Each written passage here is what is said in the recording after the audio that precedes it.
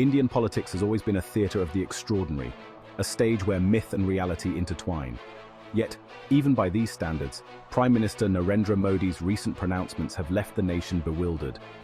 Whispers suggesting his divine origin have begun to circulate, emanating not from the fringes but from the very heart of his supporter base. This begs the question, is Modi, a man who ascended to power from humble beginnings, truly beginning to believe in his own divinity? Modi's journey from a tea seller to the highest elected office has been nothing short of remarkable. His charisma is undeniable, his connect with the masses unparalleled in recent times. But the latest narrative surrounding him, one that suggests he is not merely a leader but a divine entity, marks a new and unsettling chapter in Indian politics. This essay delves into the heart of this phenomenon, exploring the historical, psychological, and political underpinnings of these claims and their potential implications for India's democratic fabric. The very idea of a leader claiming divine status is deeply unsettling in a democracy. The seeds of this narrative were sown subtly through carefully curated public appearances and pronouncements. Modi, often attired in saffron robes reminiscent of Hindu ascetics, began to be portrayed as a larger-than-life figure, a savior sent to restore India's lost glory. His speeches, laced with religious metaphors and symbolism, further fueled this perception. The message resonated deeply with a section of the populace, particularly those seeking solace in a rapidly changing world. For them, Modi's pronouncements offered a sense of hope and security. The lines between faith and politics, already blurred in India's socio-political landscape, became increasingly indistinct. This phenomenon, however, is not without historical precedent. India has a long and complex relationship with the idea of divine rulers. From ancient kings who claimed descent from gods to Mughal emperors who styled themselves as the shadow of God on earth, the trope of the divine ruler is deeply ingrained in the Indian psyche. The reactions to Modi's perceived divinity have been as diverse as India itself. Among his followers, a sense of awe and reverence prevails. They see in him the embodiment of their hopes and aspirations, a leader destined to lead India to greatness.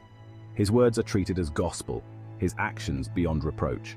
However, among the more skeptical segments of society, there is growing concern. They view these claims as a dangerous attempt to create a cult of personality, to silence dissent and erode democratic institutions. For them, the very idea of a leader claiming divine status is anathema to the principles of a secular democratic republic. The media too has been divided in its response. While some sections have uncritically amplified these claims, others have raised alarm bells, warning of the dangers of such rhetoric. This dichotomy reflects the larger polarization within Indian society, where political discourse is increasingly characterized by blind faith on one hand and deep-seated skepticism on the other. The question then arises, is Modi a willing participant in this carefully constructed narrative of divinity, or is he merely a shrewd politician capitalizing on the prevailing socio-political climate? Is this a manifestation of narcissistic tendencies or a calculated political strategy? There is no easy answer. On one hand, the sheer scale and audacity of this narrative suggest a level of self-belief that borders on the delusional. The ease with which Modi has embraced religious symbolism and rhetoric throughout his tenure further lends credence to this view. On the other hand, it is impossible to ignore Modi's undeniable political acumen. He has consistently demonstrated an uncanny ability to read the public mood and tailor his message accordingly.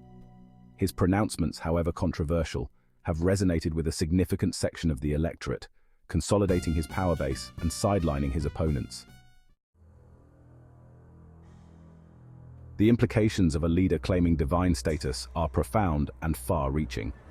At its core, such a claim undermines the very foundation of a democratic society where the legitimacy of the ruler derives from the consent of the governed. When a leader is seen as divinely ordained, it creates a dangerous aura of infallibility, making it impossible to hold them accountable for their actions. Moreover, it fosters a climate of intolerance and extremism, where dissent is equated with blasphemy and opposition is met with hostility and violence. History is replete with examples of societies where the deification of rulers led to the suppression of individual rights, the erosion of democratic institutions, and ultimately tyranny.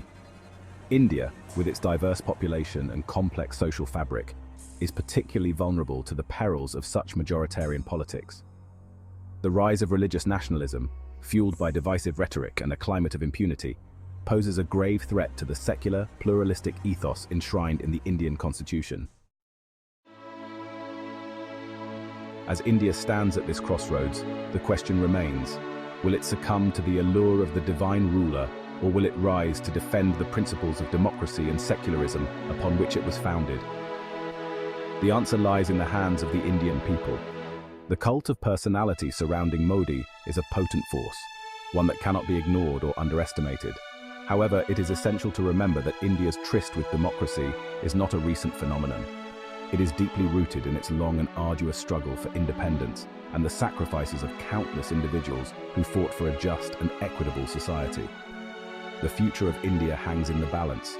The choice before its people is clear: to embrace a future where dissent is silenced and power is concentrated in the hands of a select few, or to reclaim the mantle of a vibrant, inclusive democracy that respects the rights and freedoms of all its citizens. The time to choose is now.